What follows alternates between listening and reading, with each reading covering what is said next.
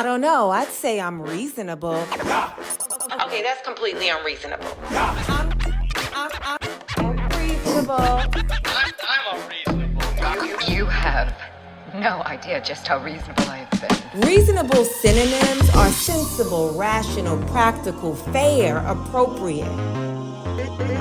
Fitting, suitable, logical. All things I would definitely say describe me. Do they describe you? Welcome to I'm Reasonable with Zainab Johnson. I'm reasonable. Yes, she is. Yes, she is. Hey, everybody. Welcome to another episode of I'm Reasonable with Zainab Johnson. I am Zainab Johnson. I ain't even going to tell y'all about the technical difficulties. We just going to get right into it. Hey, you guys. So on a scale from Tyrese's full facial unit, on a scale from Tyrese's 360 beard wig, on a scale from that to 10, how reasonable have you guys been this week? All right, so this week we're going to talk about Tyrese and his Star Spangled Banner shenanigans. We are going to talk about Olympics. We're going to wrap that up because it is indeed over. I have an election update. We are going to do that weekly because that is the time that we're in. And dare I say I have a hot take. There's an Indian Tyler Perry. But before we get into all of those topics, let's talk about my live show dates. First of all, everybody that came out to East Hampton, New York, Boston, Massachusetts, and West Nyack, New York, thank you so much for coming to the shows. I really, really appreciate you guys. Yo, West Nyack, second show on Saturday night, the fire alarm went off, stayed on, sirens all throughout the building, and y'all stayed in the show.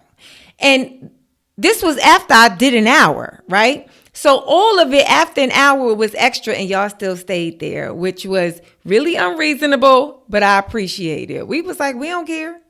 The roof is on fire, but guess what? We gonna laugh while it burns. There was no fire. We were all safe. Thank God. This week, this Friday, actually, August 16th, I'm going to be doing my first all crowd work show. That means I am coming to do a stand-up show with no pre-planned material. I will be taking suggestions from the audience. I will be riffing off of the audience. And this is all happening this week, this Friday in LA. Specifically Santa Monica.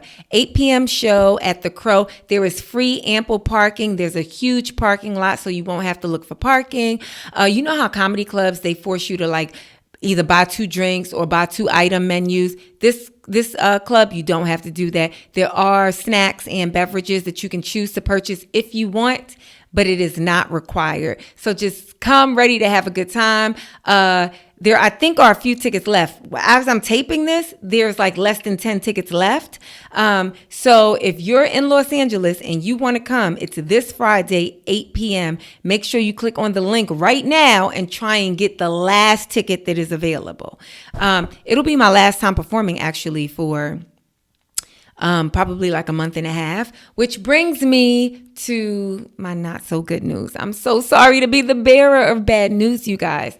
For anybody that had tickets or was excited to be attending my Chicago show, my North Carolina show, my Washington, D.C. show, my St. Paul, Minneapolis shows, those shows are being rescheduled. Unfortunately, I have to reschedule those dates because fortunately, I am taping the 4th and final season of Upload, and we're about to start taping. And so, yeah, I have to reschedule those dates. Don't worry, they're not canceled. They're just being rescheduled. So if you purchase tickets, I believe that you can get your money back, or they'll just allow you to transfer those tickets to the new date. The only one that has been rescheduled as of yet is the St. Paul, Minneapolis date. I just got that rescheduled date. So instead of it being September 27th through and the 28th, it is now November 8th and 9th. So the new St. Paul, Minneapolis date is November 8th and 9th. But all the dates after that are still on the calendar, so let's run through them real quick, okay? October 17th through the 19th, Philadelphia. October 25th and 26th, Detroit. November 11th, Amsterdam. I added a new European date. Zainab's going to Switzerland. Why I gotta say it like that? Switzerland. Zainab is going to Switzerland for the first time. I will be in Geneva. I have never been to Geneva. I have never... I just connected at a Swiss airport in Vienna. I believe Vienna is in Switzerland.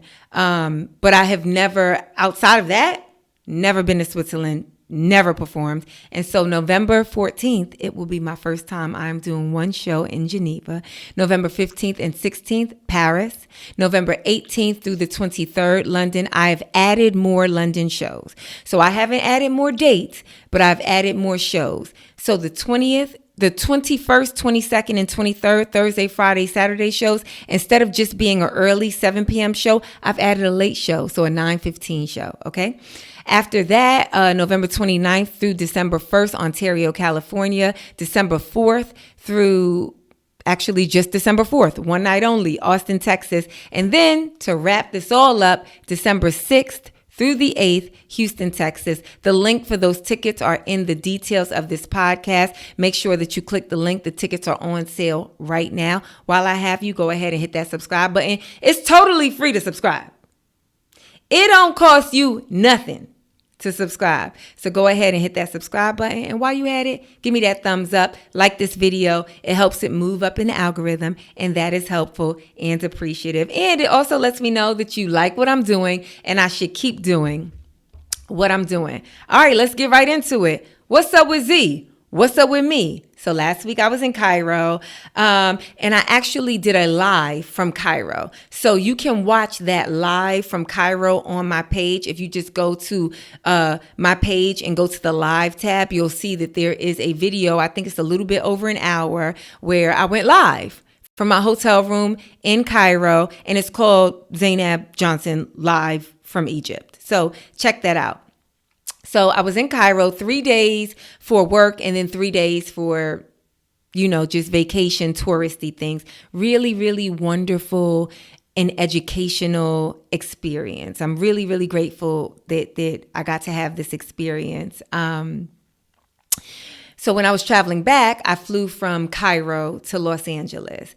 And like I said, I had to connect in Vienna, right? And so this basically was almost like a 24-hour travel day because it was first of all, you get into the airport on an international flight, especially in a different country. You get into the airport like 2.5 hours before it's time for your flight to take off, right? But from Cairo to Vienna, it was like close to a 4-hour trip. Then I had a 3-hour layover in Vienna, and then my flight from Vienna to LA was like 13 hours. Super comfortable. I was in business class, no complaints, right? When I got off the plane, the thing that I was most appreciative for is my global entry. If you travel internationally and don't have global entry, this is your sign. Get global entry, okay? It took me 2 seconds, which was lovely after traveling for damn near 24 hours. I'm talking about literally 2 seconds. I didn't even have to take my passport out. I mean, I've had global entry for years at this point. You used to have to take your passport out, put it in the machine. You know what I'm saying? Put it in that same machine. Now, no. Facial recognition, baby. Facial recognition. Yep, that's her. 2 seconds. I go through Border Patrol. Right before I'm about to go down the escalator to baggage claim, I realize something's missing. I'm like, wait, something don't feel right. I think I had a sweater. Where's my sweater? Did I have a sweater? I'm like, I must have had a sweater. Ain't no way I got on a plane with all that disrespectful air conditioning without a sweater. No, I definitely had a sweater. But if I had a sweater, why don't I have a sweater now? Where's my sweater? Oh no, I must have dropped my sweater. But where did I drop my sweater? Last time I remember looking for my sweater was right before I did the facial recognition because I was about to look for my passport and I realized it didn't even want my passport. So I backtrack. I go back to where the agent waved me through and was like, Miss Johnson, you're good. And sure enough, my sweater was right there on the ground, surrounded by a bunch of people. And they wasn't standing around my sweater, staring at the sweater, but they saw my sweater fall off my arm and didn't say anything. And that I could not believe. Yo, you know how many times I see people drop something or leave something or forget something, and I'm always like, excuse me, sir, excuse me, miss. I think you left something. Sometimes I don't even see it fall. I just see something on the floor and the first person is walking, the person in closest proximity to it. I'm like, excuse me, is that yours? Did you mean, is this your thing? Do you want it? I think I told y'all a couple of episodes ago, where a guy, I definitely, because I was in San Francisco. It was when I was doing my San Francisco shows. And the guy, when I was buying the juice, right? The guy, he had took something out of his pocket and the ring fell out of his pocket immediately. He was like, thank you so much. His wedding ring. Could you imagine if I just watched it fall and just left it there and didn't say nothing like, he'll realize it's missing and come back for it. I couldn't believe that nobody told me.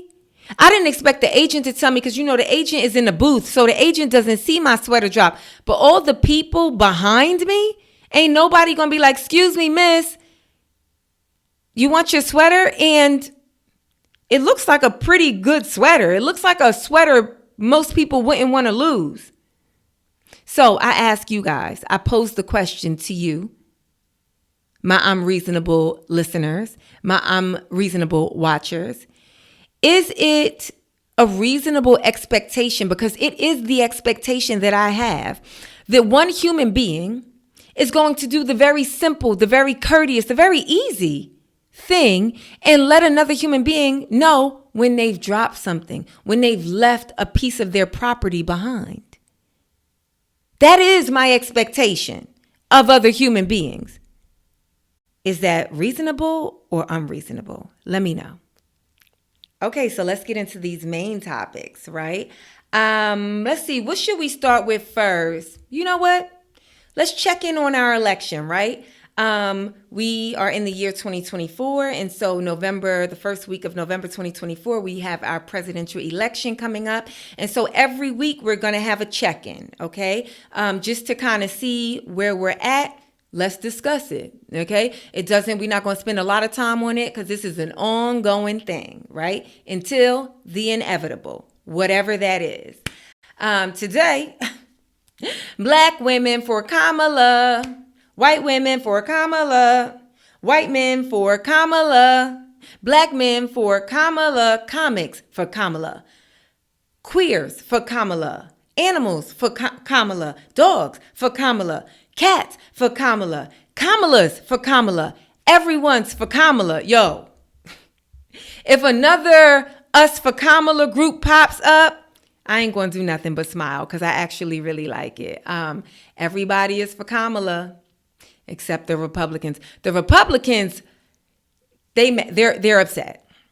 They're upset because there seems to be a lot of excitement and energy around this switch that happened, 2 weeks ago, where Biden said that he was not going to seek re-election, and then he endorsed Kamala, and then she officially got the nomination of the Democratic Party, and then she chose her vice president. And let me tell you, the Republicans, led by Trump and J.D. Vance, they are not happy about this. They are not happy about this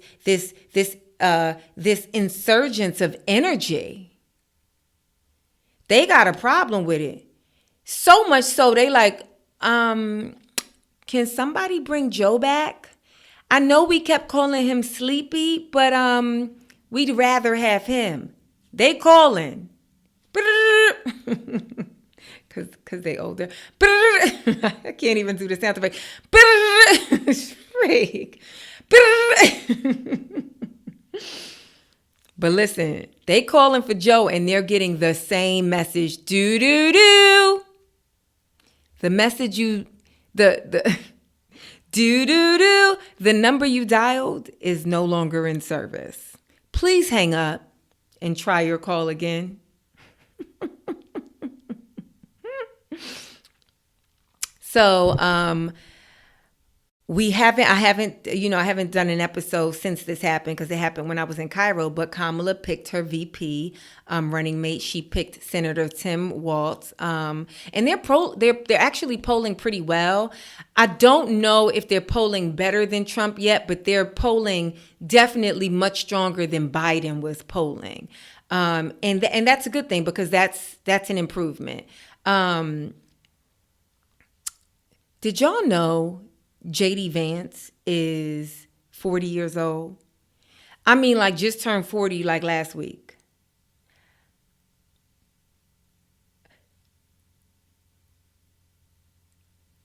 J.D. Vance looks like he's 49 years old. And that's me like not putting nothing on it. That's me not trying to play him. That's me not trying, like, he legit looks like he's 2 days from 50. And then, he looked like a villain out of a Bazooka He looked like why can't I get any words out? He looked like a villain from the Bazooka Joe comics. And I think when you look like a villain, that already ages you. Because, like, when your spirit ain't right, you ain't going to have the beauty of youth. You get what I'm saying? Now, to be fair, because I ain't going to sit up here and lie. I ain't going to sit up here and pretend. And I know somebody is watching this like, hold on, Zainab. Let's be reasonable. Have you seen Tim Walz? I have. Let me tell you something. The whites, and I love my whites, my good whites out there watching me, I love you. I love y'all. I love my good whites.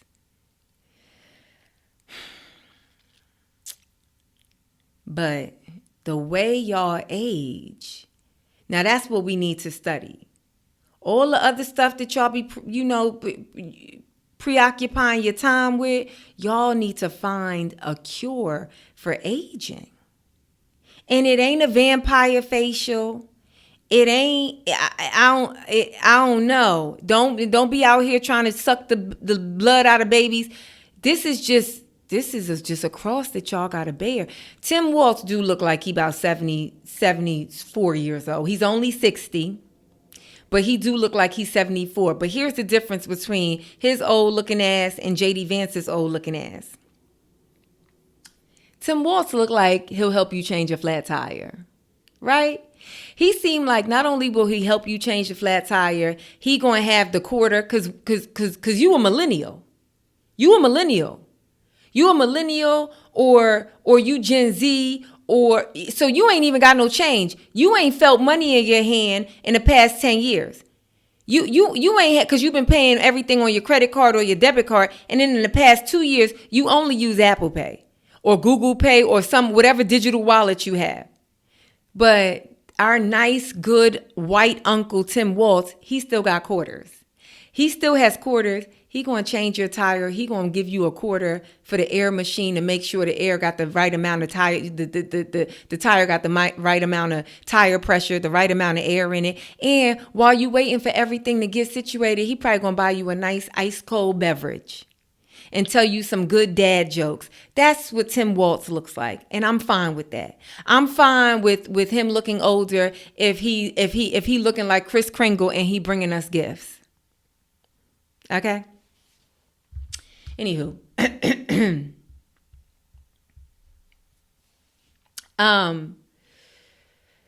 so of course, because there is so much good energy surrounding the Kamala campaign,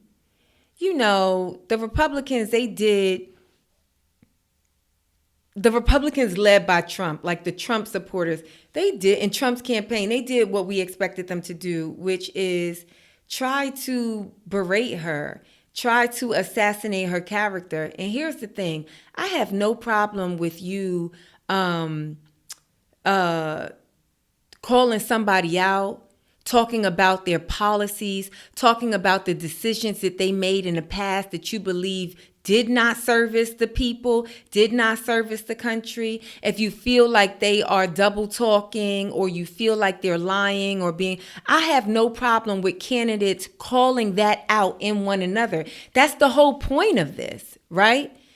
But of course, Trump went for the lowest hanging fruit. The fruit is on the ground, rotting. Okay, yeah, she a woman. So y'all wanna talk about any sexual indiscretions, whether they true or made up.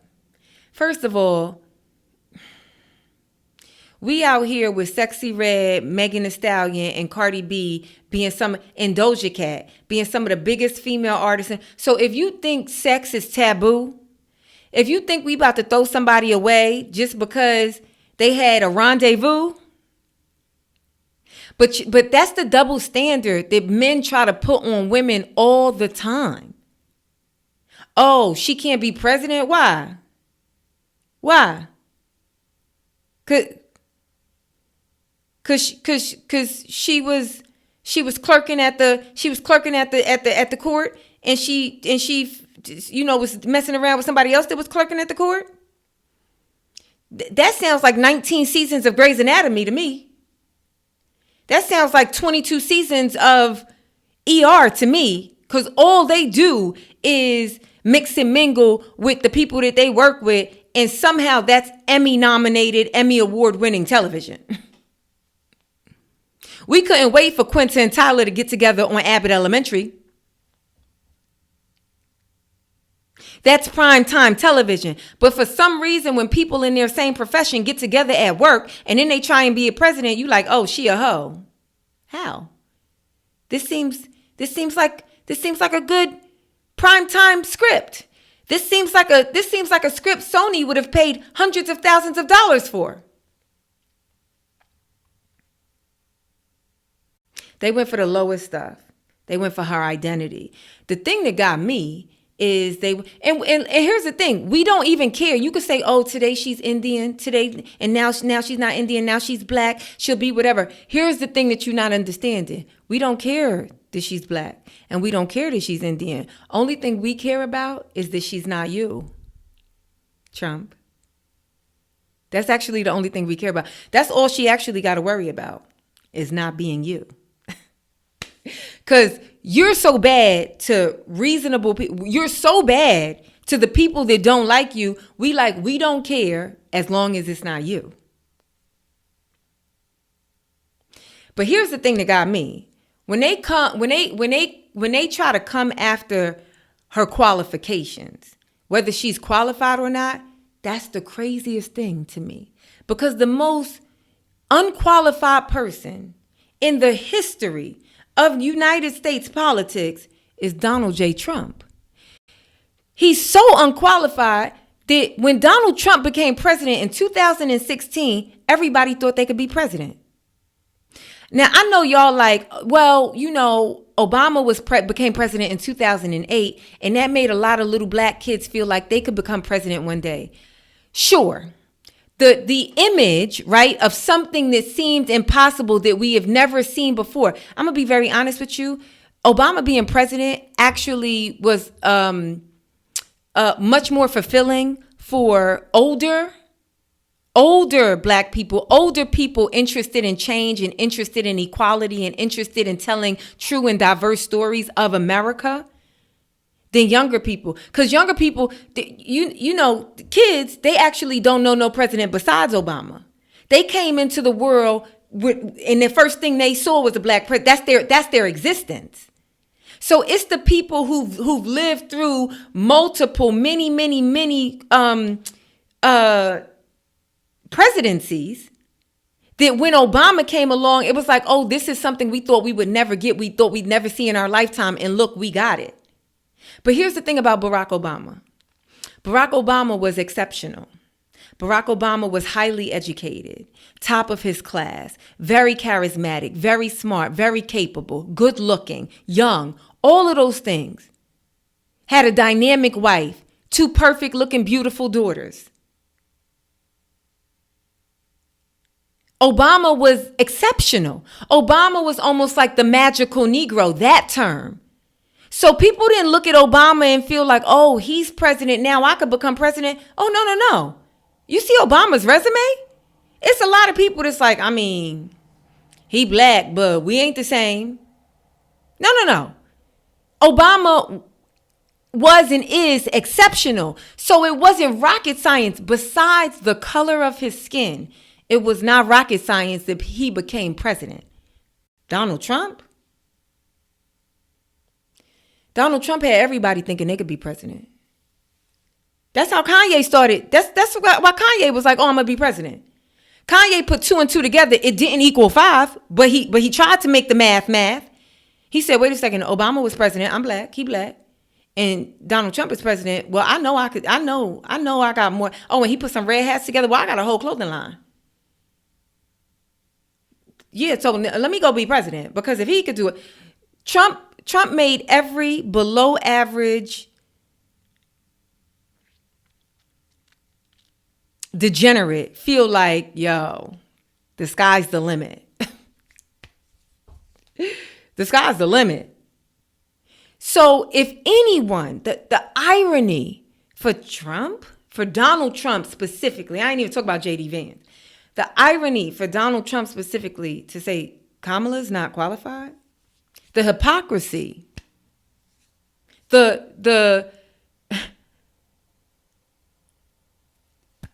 it's ridiculous. It's the most unreasonable thing you can say. Come on.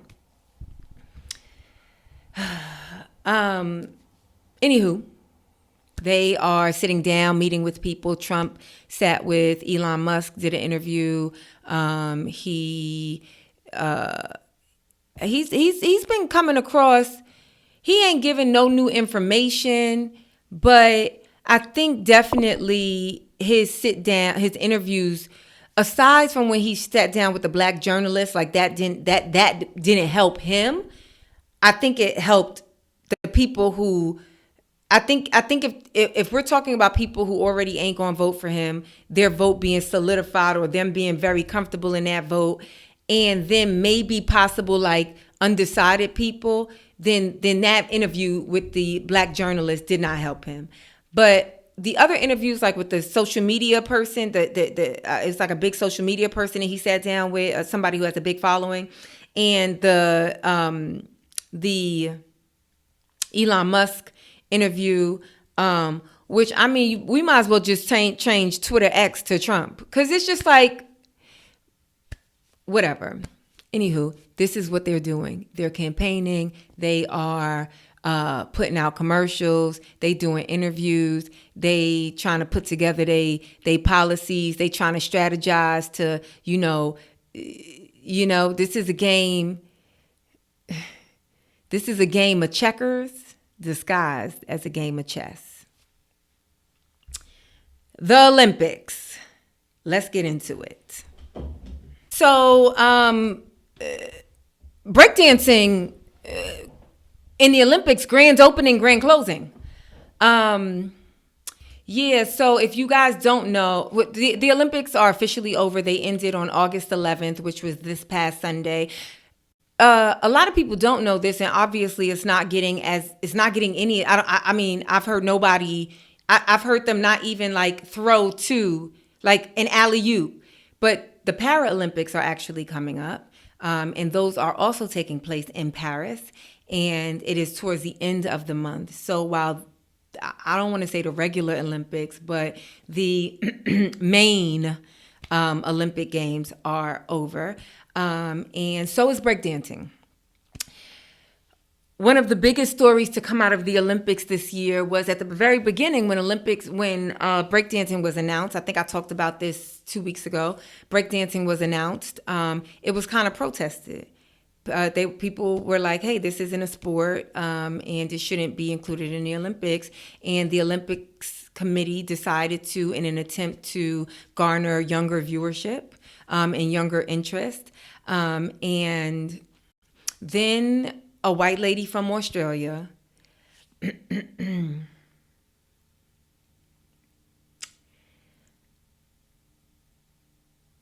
did what I cannot call breakdancing.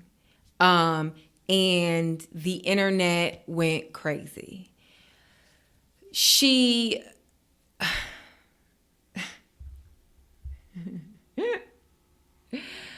First of all, she messed it up for breakdancers everywhere, because the other people competing were actually really good breakdancers.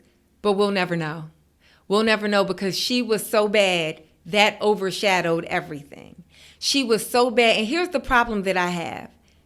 How do you get that bad? How do you maintain a level of delusion that allows you to be so bad? Yo, you not a breakdancer. If you can't spin on your head, you not a breakdancer. If you can't do them first three, crisscross hopping to the steps and then jump up in the air, land on one arm, hold yourself up and put your feet in the air and make them do a lowercase k in sign language, you ain't no breakdancer. If you can't spin on your head multiple times, you ain't no breakdancer. If when you doing a handstand or a headstand and dancing and your shirt falls down to your head and we don't see 19 abdominals, you not a break dancer. And I know there's some plus size break dancers, they 19 abs is on the inside. But this lady put on her Australian tracksuit and walked out there knowing good and well she knew she wasn't a break dancer. She knew. When I sing, y'all, I know I'm not a singer. I sing because I'm happy. I know I'm not a singer. She knew she was not a break dancer, and still she went out there. But here's the problem that I have. What's the committee? What was the challenge? What was the audition process? Like, did you just have to let someone in from every country? Was there no criteria? Was there no bar that had to be reached?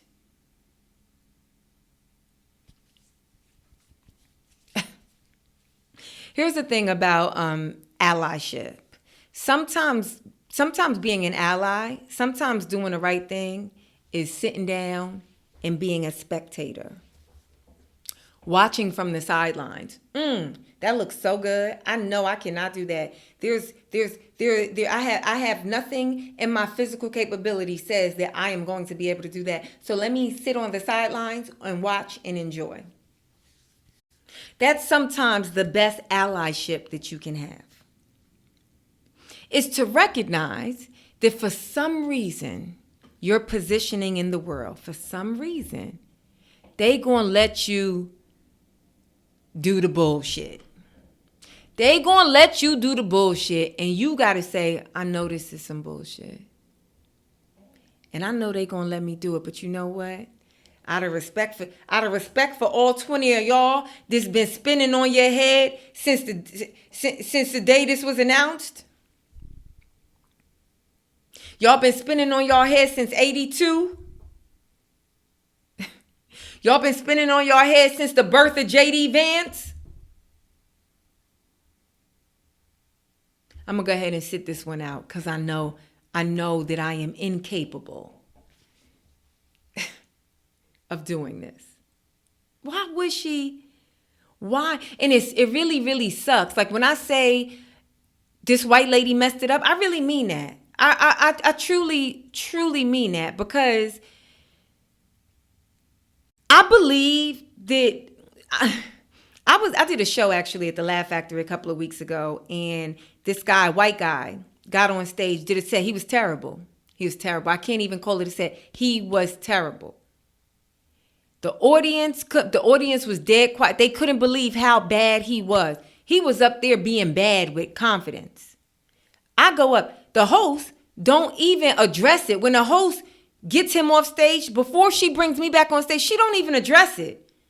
And that's the host's job, to be like, to reset the room for the next. The host's job is to make sure that the comic is set up to win in every scenario. And if the comic loses, the host's job is to make sure they can get the room reset so that the next comic can win. She don't say nothing. So now I got to say something. I said, listen, we got to stop letting white people do what they want.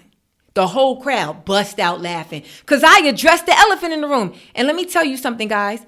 The crowd was not black. The crowd was not ethnic. The crowd was white. And even they knew somebody got to stop us. Who let this man on stage? Who let that lady into the Olympics for breakdancing? She belongs in breakdancing 101. It's the first day of class, and she is the worst person in the class.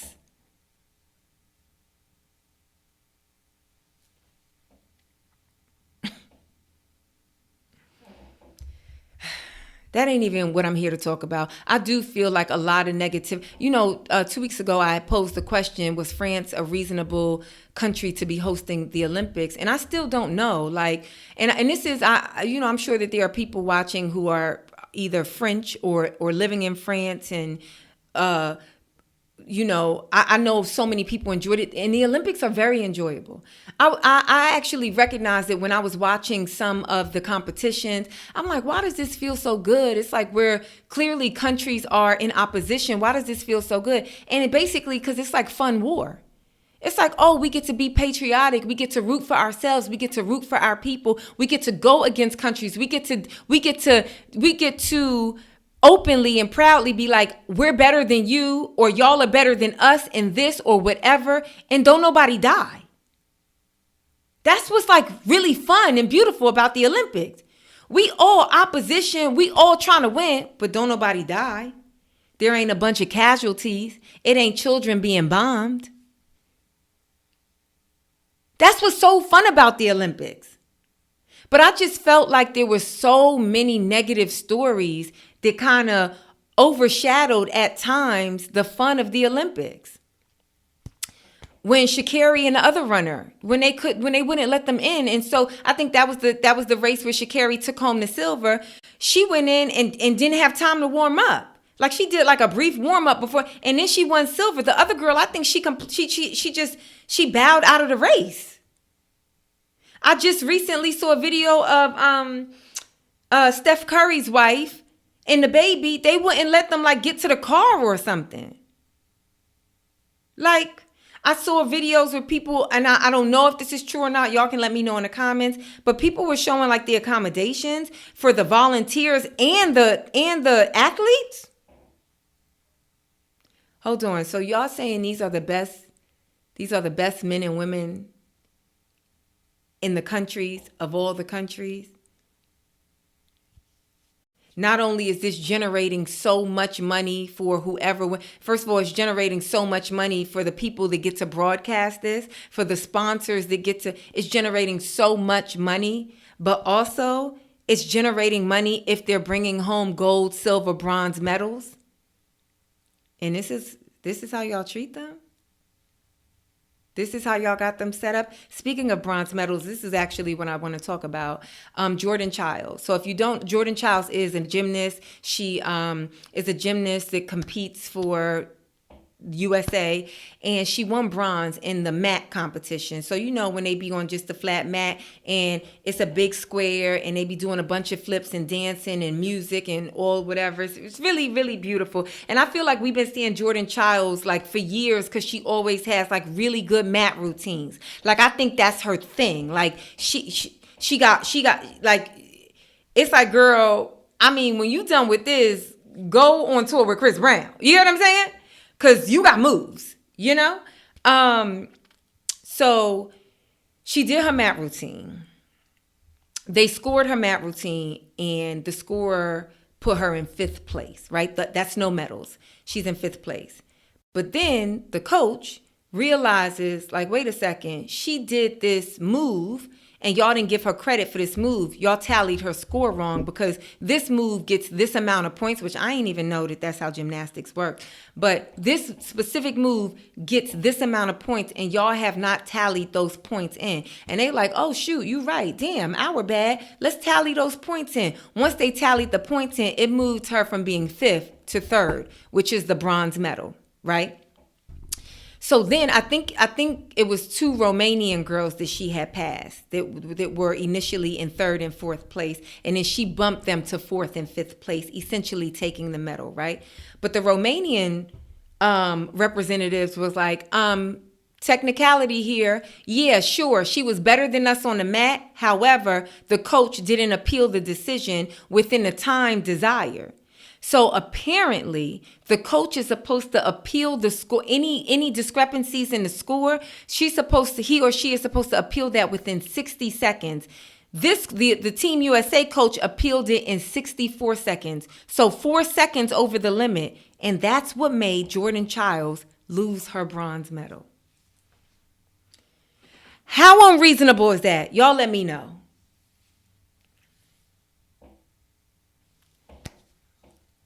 Y'all let me know in the chat if you think that's reasonable or unreasonable. And I don't believe that the Olympic Appeals Committee is going to hear Jordan Chiles' case. All right. Tyrese and his shenanigans.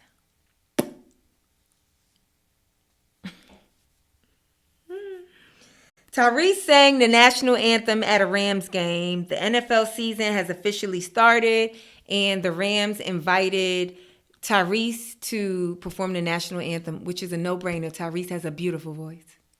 Tyrese is an exceptional singer. Say what you want about Tyrese. He be crying. He be emotional. He be getting out of hand. He put all his personal stuff out on the internet. What's going on with Tyrese? He literally is baby boy. He is dramatic and ridiculous. But one thing you can't say about Tyrese, it's 2 things you actually can't say about Tyrese. Not today. You can't say that Tyrese ain't got beautiful teeth, and you can't say that Tyrese is not an exceptional singer.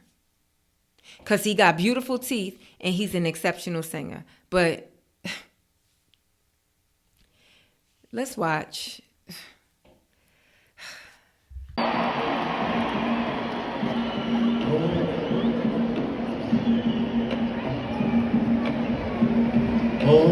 First of all, before we even get into the fake beard and the wig on his head, the beard on his face and the beard in the wig on his head, before we get into Mary Had a Little Lamb, fleece was white as snow.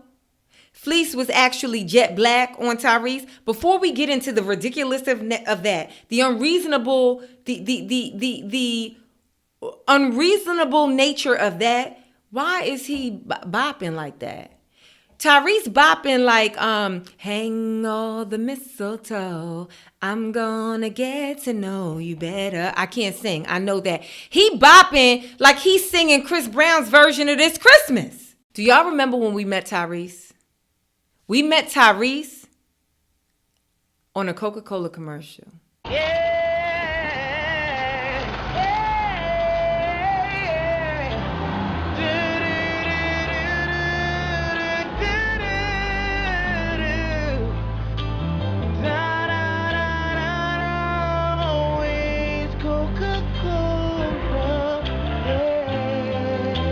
That Tyrese and this Tyrese, they not the same Tyrese. I feel like we got to do a eulogy. Matter of fact, let me just play this clip in full. And matter of fact, it's too long. I'm gonna just play a little bit of it, just so y'all can get into the ridiculousness of it all. Okay? Can you see by the walls what's so at the twilight's last gleam, whose brushes and bright stars through the pale, glorious eyes, o'er the ramparts we watched, were so gallantly strewn, and the rockets red, their marksmen standing there, came through the night that our flag was still there. Oh, strangers that start Spangled banner.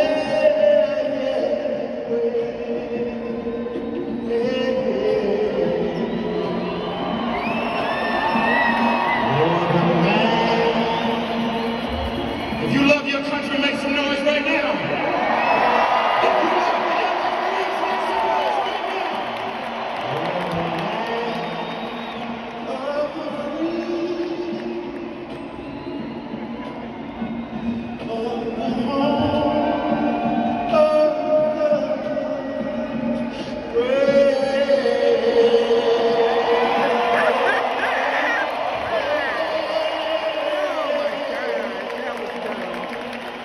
Tyrese Gibson.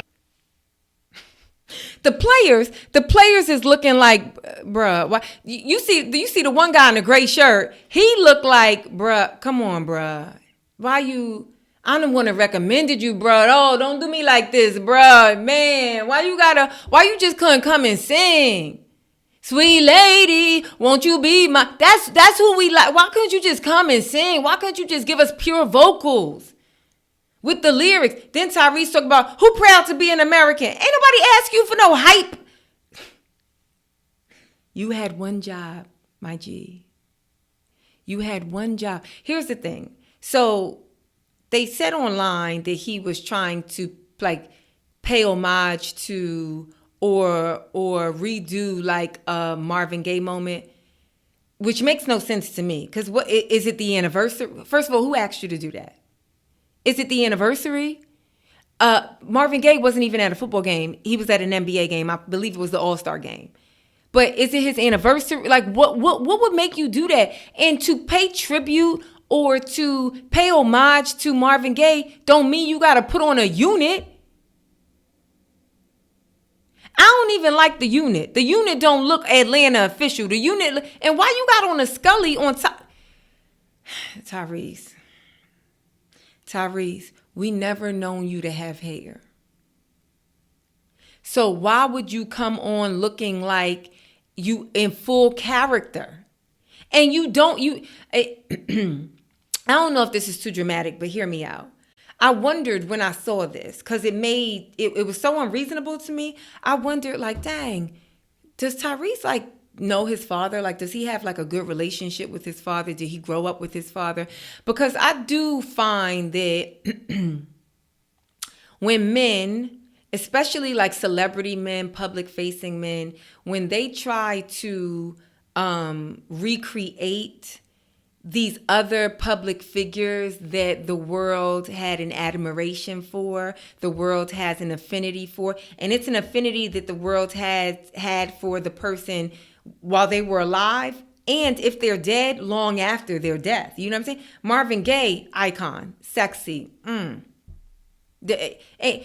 got a sauce. But here's the thing. You ain't never going to be able to get that sauce because God gave Marvin that sauce. Tyrese, you got your own sauce. But you got to accept that your sauce ain't Marvin's sauce, and that's okay.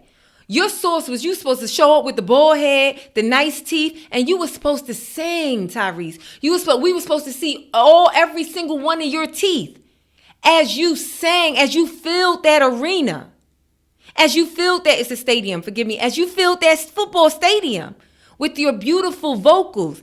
You were supposed to make us forget that we listening to the actual Star Spangled Banner.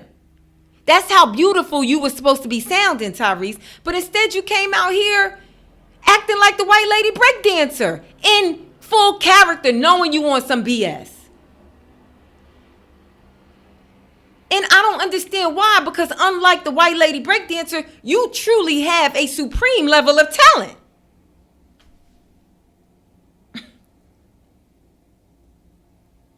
But I do find when men try to emulate like other notable men, especially from the past, it's not just like an appreciation for them. It's like really, they don't have any real role models in their actual life. And so all of their role models came by way of entertainment, came by way of television or music, or do you get what I'm saying? And so that's why the desire is there to emulate, which is fine. I think that if Tyrese wanted to pay tribute to Marvin Gaye, he could have did that without doing this. Without putting a bunch of cotton balls dipped in black paint on his head and his beard. I can't. All right. Before we get out of here, here's the hot take. Oh, I got to ask Z too, right? Here's the hot take. The hot take is that M. Night Shyamalan is the Indian Tyler Perry. Yep, I said it. And I ain't going to spend too much time on it. Listen, Sixth Sense, phenomenal. Sixth Sense had the best twist and reveal I ever seen in a movie. Sixth Sense blew me away. I had no idea he was talking to dead people. I had no idea, as I'm sure everyone else who watched it the first time had no idea he saw dead people. We just thought it got cold in the room, right? Y'all see, I travel with a sweater. I be having on a sweater all day, every day, because I be cold. So I just thought, they anemic. Dang, all the people he talks to, they got low blood sugar. Not low blood sugar. They got low white blood count. They anemic. They need to eat a steak. I did not know they was dead. Sixth Sense was phenomenal. Even Signs was good. He got a few movies that's maybe debatable. That's where I ended though. Sixth Sense and Signs. After that, Tyler Perry Studios. Tyler Perry Studios all the way from Mumbai. Anybody, we're looking for a South Asian Tyler Perry. Hi, my name is M. Night Shyamalan. I saw his most recent movie. I saw it the other day with my friend. It's called Trap. Yo, spoiler alert, I don't even care. The trailer is a good ass trailer, but the premise is in the trailer. So this ain't even no new information.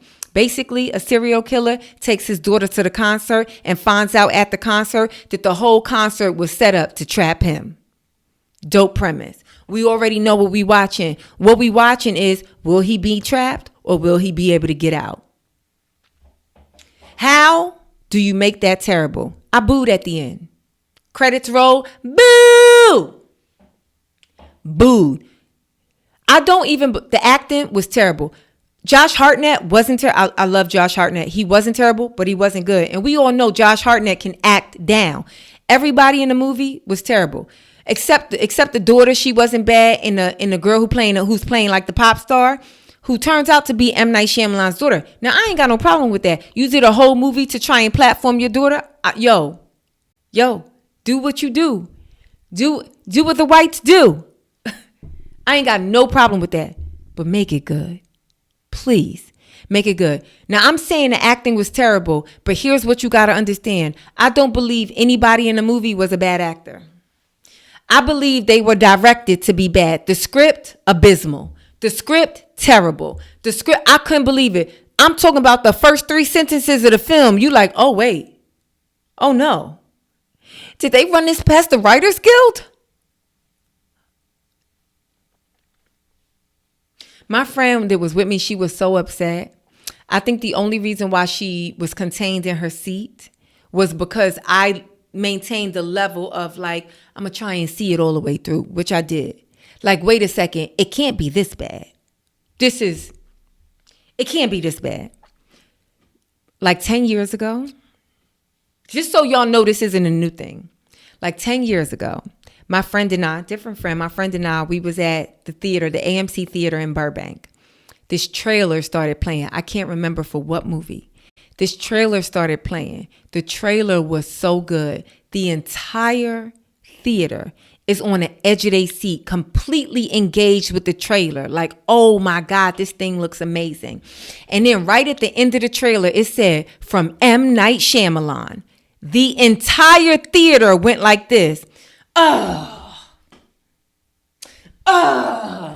entire theater. Difference between him and Tyler Perry is his movies look good. You know what I'm saying? They're like he does a lot with the production. I can say, right, because we don't want to be completely unreasonable. I can say one really positive thing about the movie is basically they had to produce an entire concert. Like, just think Ariana Grande, Doja Cat, Beyonce, Taylor Swift. Like, think about all of the pop stars. You know what I'm saying? All of the big music stars. They basically had to produce a concert because that's basically like the set of the film. So they had to legit, like, kind of produce a concert. And I thought that I thought that they did a great job at that. They really, I mean, choreography, they really did a great job at that. Everything else. Yo, the black guy, and the movie take place in Philly. When y'all see the movie, if y'all see the movie, show me a black guy from Philly that act like that. Show me a black guy from Philly that's just voluntarily gullible. I never seen it. And I'm not saying, listen, I've experienced all the Philly characters, from the nerd Philly black boy to the hood Beanie Siegel freeway Philly black boy. That the way they had that black boy act in this movie in Trap. And I know they thought it was comedy, but we were not laughing with you. We were laughing at you in the bad way. Yo, somebody get M. Night to Shyamalan. We got an India Atlanta collaboration because they are the same. In my mind, they are the same. It's all right. Before we go, I got one Ask Z. Let's get into it real quick, and then I'm gonna get out of here. Because it's late. Let's see what the Ask Z is. Okay. Hashtag Ask Z. First of all, my wife and I love you, so please don't stop doing what you your wife and you love me, so please don't stop doing what I do. I won't. Thank you. Speaking of the wife, and I know if you use this, she's going to hear it, but what the hell? As long as you know. We do the thing that every couple does, watch shows together. We haven't skipped ahead without one another or finished a series and pretend we didn't. But last week, I went to Deadpool versus Wolverine without my wife. I told her afterwards because the point wasn't to hide it. Okay, so you told her. I told her afterwards because the point wasn't to hide it. I knew she had no interest in seeing it. But lo and behold, she said her feelings were hurt. Was I unreasonable for not inviting her to go, I think you meant to, for not inviting her to go to something I know she didn't want to do? Oh, inviting her to do something I know she didn't want to do. I found out in relationships, there's like a thing called the good lie. Like where you pretend a little bit for the sake of a person. I prefer partnerships, relationships, especially long-term, like marriage, where you can be completely honest, where it's like, babe, I know you don't even like this. So why are we wasting our time? Right? Like, you know what I'm saying? Why you mad that I ain't saved you? You don't even like pickles. It's pickles all up and through here, and you over there with a sad, mad face talking about I ain't think about you because I ain't save you none, but we know good and well you wasn't going to eat it. But here's the thing about partnerships. You know your partner. And so you know what's going to bother them, and you know what's going to affect them, even if you also know that it's not fair. I don't know what's been established. I don't know how unfair or fair you've allowed her to be over the time that you guys have been together. So I don't know if this is new or not new. I personally don't think that it's unreasonable to not invite somebody to something that you know they're going to say no to, that you know they're not going to want to do. And I also don't think it's unreasonable just because you married. Why did I get so hyped? Just because you married, just because you in a relationship don't mean every time you do something, you got to do it together. That's wild to me. Watch your show. I'm going to watch my show. Go for your hike. I'm going to go to the movies. You want pie, I want cake. That is not the thing that's keeping us together. Sometimes I do want pie. And when I want pie and you want pie, we eat pie together. But how can I be sane and happy if every time I want to eat cake, you don't like cake, you want me to eat pie? That's crazy.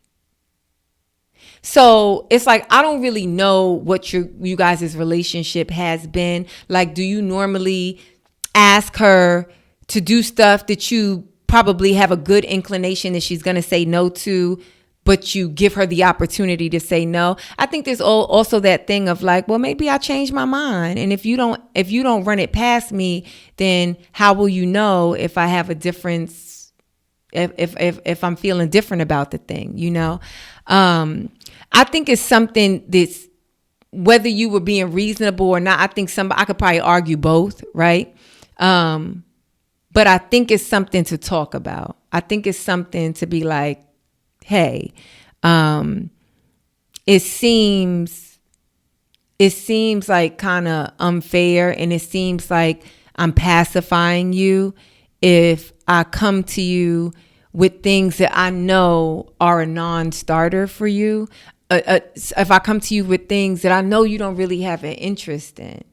And like, that's just me being honest with you. I respect you, and I think that you are intelligent enough and mature enough to, like, yeah, be doing your own thing when I'm doing my own thing, because sometimes the thing we want to do ain't in line with each other, you know? And that's okay, because it's just 2 hours out of the day. This is not a rock in our relationship. This is not a determining factor, a red flag. Nah. I just went to the movies because I had the time in my day, that particular day, and I like going to the movies with you, but I ain't even want to bother you because I know, you know how many times every time I invite you to a Marvel film, you say, you know, I don't like, no, I ain't never been into comic books. So I just figured, why waste it? Like, you know, but if you truly believe that one day you could have a different answer, if you truly believe that, and by me not coming to you, I kind of take away that choice. If you truly believe that, and who knows if your wife gonna tell you the truth or not. You said she listened to this, so hopefully she's really hearing me talk to her as well. If you truly believe that, then I will come to you. Even when I have a strong inclination that you're not interested, I'll still come to you and at least give you the option. But yeah, I think that's all you could do is kind of have a conversation and hopefully move past this. Anyway, thank you so much for writing in. I hope that this helps. And if you listening, wife, girl, if you know good and well you ain't want to see no Marvel and Wolverine, I saw it. But if you ain't want to see no Marvel and Wolverine, please don't waste the energy of being sad. Please, girl, go get your nails. What are your hobbies? Because if you mad, okay, I was going to end it, but I'm gonna be very, very real and truthful. If you mad that he didn't invite you to do something that you truly have no interest in doing, it makes me feel like you don't have a life of your own. You don't have your own passions, your own hobbies, your own interests. And if you don't, you got to get some. You got to get some. Yeah. All right, that's it for me. I'm Zainab. Thank you so much for tuning into I'm Reasonable. Yeah. I'll see you guys next week. Bye. Yeah.